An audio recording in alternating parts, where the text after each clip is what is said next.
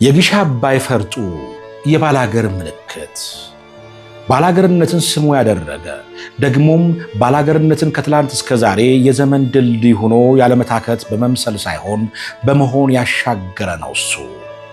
ቁምጣና ፎጣ ለባሹ ገምሻራው ሰማህ በለው ሞት አይቀርምና የባላገርነት ምልክቱን እንደተሸከመ ከዚህ ዓለም በሞት መለየቱን በድንገት ሰማን። ያደኩ ገጠር ነው የተወለድኩት ባላገር ሰሜ ባላገር እሸትና ወተት ከማይጠፋበት ባላገር ሰሜ ባላገር የዘመን ድልድዩ ሰማህ በለው ሰሜ ባላገሩ ሞት ብዙዎችን በልጅነት ትዝታ ወደ ኋላ መልሶ የሐዘን ስሜት ውስጥ አስገብቷል። አብሮ አደጉና የሙያ ባልደረባው ድምፃዊ ይሁኔ በላይ የሐዘን ስሜቱን በቃላት መግለጽ እንደተሳነው የገለጸበት የብዙዎችን ስሜት የሚገልጽ ሆኗል። የሰሜ ድንገተኛ ሞት ለወዳጆቹና ለአድናቂዎቹ ከባድ ድንጋጤ ፈጥረዋል። ከሰውነቱ ክብደት ጋር በተያያዘ በቅርቡ ሕክምና የጀመረው ሰሜ ባላገሩ ድንገተኛ ሞት የፈጠረውን ድንጋጤ ያክል እንዴት የሚል ጥያቄም እያስነሳ ነው። ጤና ይስጥልን ውድ የመሲ ቱዴይ ቤተሰቦች፣ ለመሆኑ ተወዳጁ የባህል ዘፋኝ ሰሜ ባላገሩ እንዴት ሞተ የሚለውንና ስለ ሕይወቱም ልነግራችሁ ወደናል። ለጥቂት ደቂቃዎች አብራችሁ እንድትሆኑ በአክብሮት እንጋብዛለን። ይህ መሲ ቱዴይ ነው።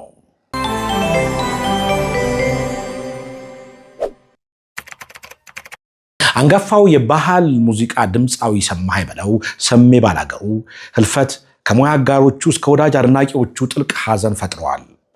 ድምፀ መረዋው ሰሜ ዕድሜ ልኩን የባህል አምባሳደርነቱን ሳያጓድል ባላገርነትን ምልክቱ አድርጎት የዚህ ዓለም ሩጫውን ጨርሷል። የአራት ልጆች አባትና ባለትዳር የነበረው ድምፃዊ ሰማህ በለው ባደረበት ህመም በሕክምና ሲረዳ ቆይተዋል። ሰሜ ስለመታመሙ ሳይሰማ በድንገት ሞቱ በመሰማቱ በወዳጅ አድናቂዎቹ በኩል የድንጋጤና የሐዘን ስሜት ፈጥረዋል። የዘመን ድልድይ እንደሆነው ስራው ብዙ ያልተባለለት፣ ያልተጻፈለት፣ ያልተዘመረለት የባላገሩ ምልክት ሰሜ በራሱ የሰውነት ክብደት እንደቀለደ ጤነኛ ነኝ እንዳለ በድንገት አለፈ። ሰሜ ባላገሩ ከ115 ኪሎ ግራም የሚመዝነው ሰውነት ክብደቱ ምንም አይነት የጤና እክል እንዳላመጣበት ለወዳጅ አድናቂዎቹ ይናገር ነበረ። ዳሩ ግን በተለይ ከቅርብ ጊዜ ወዲህ የሰሜ የፊት ገጽታ ስለ ጤናው ምልክት የሚሰጥ መሆኑን ብርቅዬ የባላገር ምልክትነቱ የሚሳሱለት ወዳጆቹ ልብ ብለዋል። ሰሜ ከሰውነት ክብደቱ ጋር በተያያዘ ብዙዎች የጤና ችግር እንዳይፈጥርበት በመስጋት ሕክምናውን እንዲከታተል ገፋፍተውት በቅርቡ መጀመሩም ይታወሳል። ሰሜ በጀመረው የክብደት መቀነስ ሕክምና በ7 ሳምንታት ውስጥ 10 ኪሎ መቀነሱን ተናግሮ ነበረ። በግሎ ኢትዮ ተርኪክ የክብደት መቀነስ ሕክምና መካተል ላይ የነበረው ሰሜ ባላገሩ አሟሟት ከሐዘን ባሻገር እንዴት የሚል ጥያቄም ፈጥረዋል። ስለ አሟሟቱ በሚዲያዎች የተሰራጨው መረጃ የጤና እክል እንደገጠመውና በሕክምና ሲረዳ ቆይቶ እንዳረፈ የሚያመላክት ነው።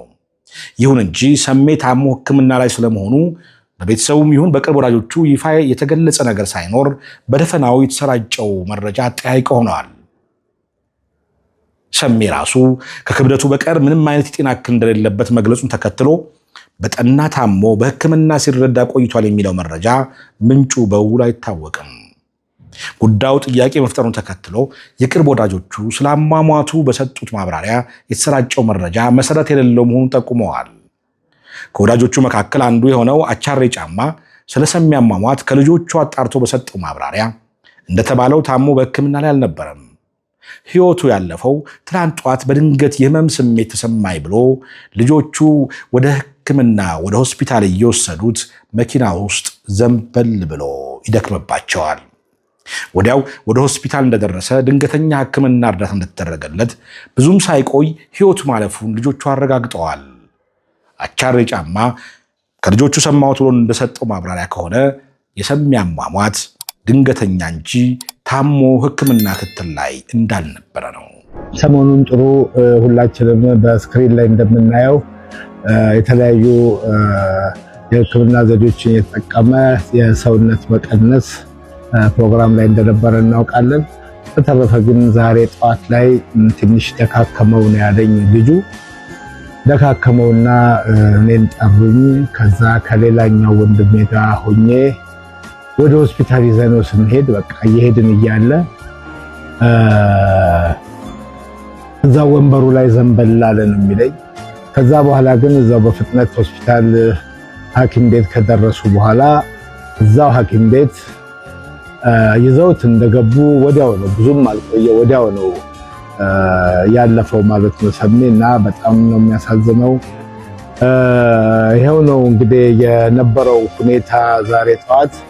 አሁን ግን ወደዚህ ወደ ሀዘን ቤቱ እንደሄድኩኝ የአካባቢው ህብረተሰብ ተሰብስቦ የራሱ እዛው ሰፈር ውስጥ የተቋቋመ ትልቅ እድር ሁሉን ነገር እያደረጉ ነው።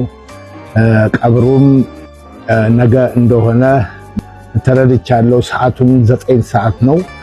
ምናልባት ሰዓት የመለወጥ ነገር ሊመጣ ይችላል። ምክንያቱም ከመንገድ የሚገቡ ሰዎች እንዳሉ ሰምቻለሁ።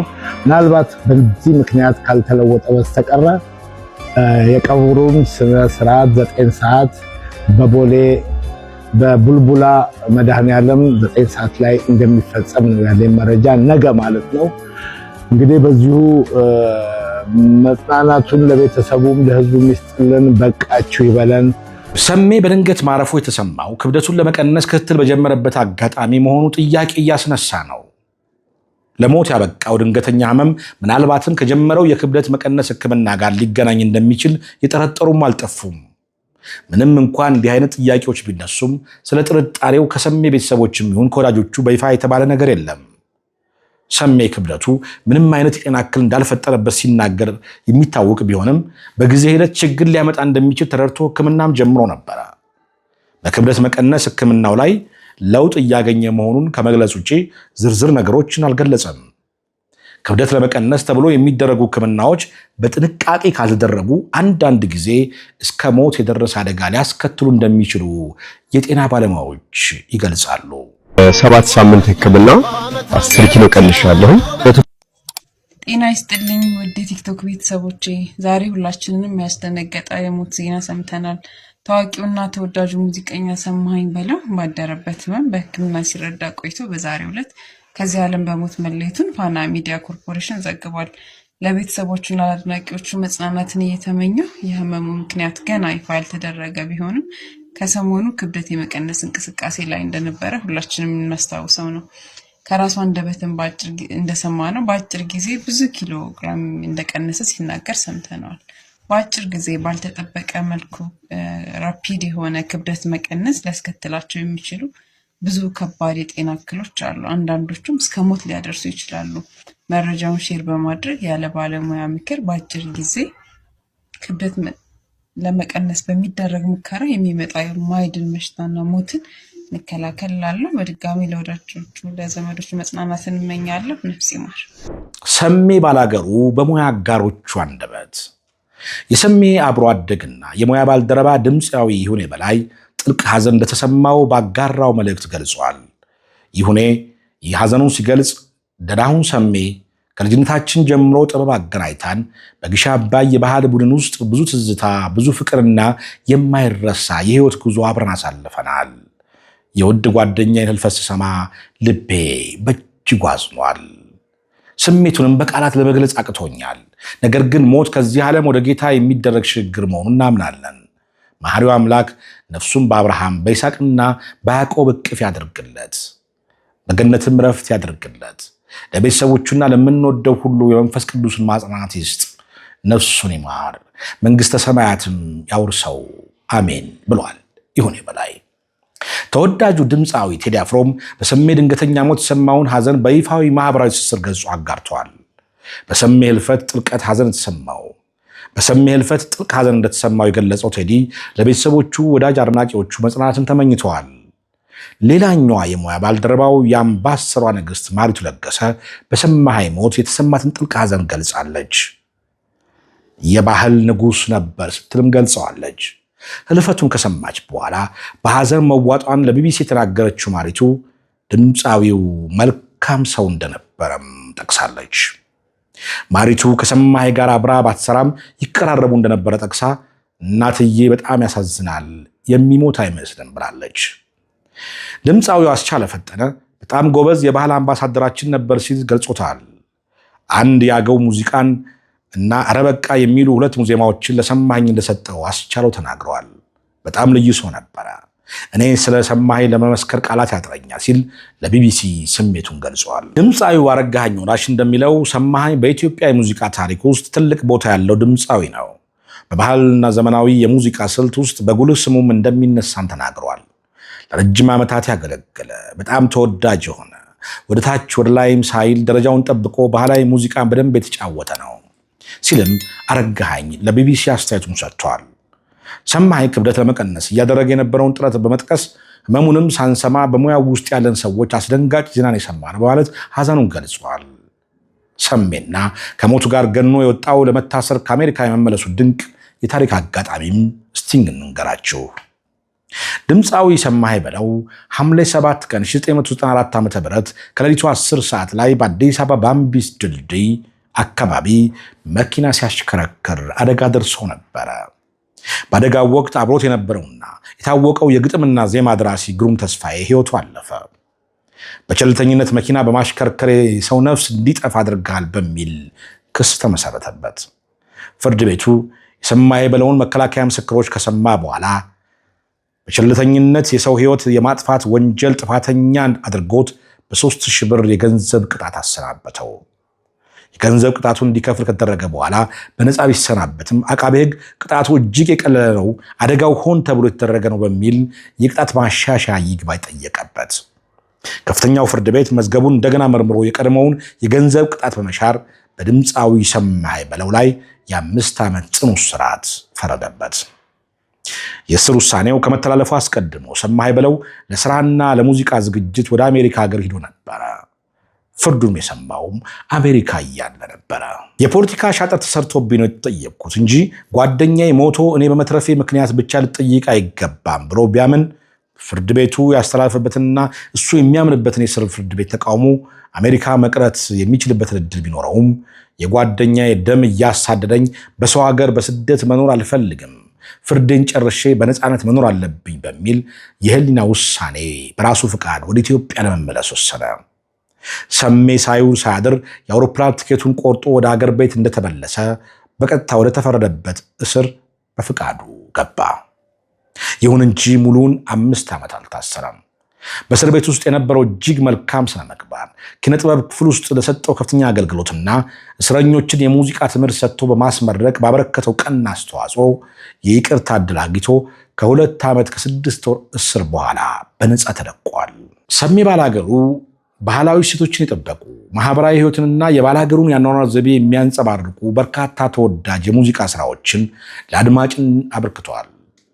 አርቲስት ሰማኸኝ በአማርኛ ባህላዊ ዜማዎቹ በባህላዊ ትዕይንቱና በመድረክ ላይ ባለው ደማቅ ተሳትፎ በኢትዮጵያ የሙዚቃ ኢንዱስትሪ ውስጥ ትልቅ ስምና ክብርን ያተረፈ ድምፃዊ ነበረ። ከ30 ዓመታት በላይ በዘለቀው የጥበብ ጉዞ በልዩ የድምፅ አወጣት ስልቱና ለባህላዊ እሴቶች በነበረው ጥልቅ ፍቅር የአማርኛ ባህላዊ ሙዚቃን ጠብቆ ለማቆየትና ይበልጥ ለማስፋፋት ከፍተኛ አስተዋጽኦ ማበርከቱም ይታወቃል። ሰማኸኝ በለው አርቲስቱ ደመቅ ያሉ ምቶችን ባላቸው ስራዎቹ የሚታወቅ ነበረ። ይህም በመላው ሀገሪቱ በሚገኙ በርካታ አድማጮችና የጥበብ አፍቃሪዎች ዘንድ ተወዳጅነት እንዲያተርፍ አስችሎታል። ሰሜ ባላገሩ በባህል ሙዚቃ ስራው በተለይ በጎንደር በጎጃምና በወሎ አካባቢ ባህላዊ የሙዚቃ ስልቶች በሪኩም በባቲና በትዝታ ዜማዎቹም ይታወቃል። በሙዚቃ ስራው 7 አልበሞችና ከ20 በላይ ነጠላ ዜማዎችን ለአድማጭ ያደረሰው ሰሜ እንደ ባህል አምባሳደርነቱን ብዛም ታሪኩ ሳይወራለት በብዙዎች ልብ እንደነገሰ አልፏል። ሰሜ በአድናቂዎች ዘንድ ምን ያክል ቦታ እንዳለው የሞቱ ዜና በተሰማ ቅጽበት በማህበራዊ ሚዲያ በደቂቃዎች ያጠለቀለቀው የሐዘን ስሜት ምስክር ነው። ድንገተኛውን የሰሜን ሞት አምኖ መቀበል ከተሳናቸው አድናቂዎቹና እስከ ሰፊው ሙዚቃ ወዳጅ የባላገርነት ምልክት ዋርካው የወደቀ ያክል ስሜት እንደተሰማቸው ሲገልጹ እየተመለከትን ነው። የጊሻ አባይ ፈርጡ የባላገርነት የምንጊዜ ምልክቱ ሰሜ ባላገሩ ለዚህ ፈራሽ ገላ ለሚበሰብሰው ቁምጣ መቻነሰው ብሎ የዘፈነውን ኖሮ አለፈ። እርሱ የባላገር ዘፋኝ ብቻ አይደለም፣ ይልቁንም በዘመን ስልጣኔ ውስጥ ባህሉን የጠበቀ እንቁ የባህል አምባሳደር ጭምር እንጂ። የሁል ጊዜ መለያው በሆነው የባህል ልብስ ግርማ ሞገሱን ተከናንቦ ማይክ ሲጨብጥ መድረኩ የማይነሽተው የባላገርነት ስሜት የማይጋባበት ሰው አለ ማለት ይከብዳል። ሰማኸኝ በለው የኢትዮጵያን የባህል ሙዚቃ ከዘመኑ ጋር በማቀናጀት ለትውልድ በማስተላለፍ ረገድ ከፍተኛ አስተዋጽኦ ካደረጉ ዘመናዊ የባህል ድምፃውያን አንዱ ነበረ።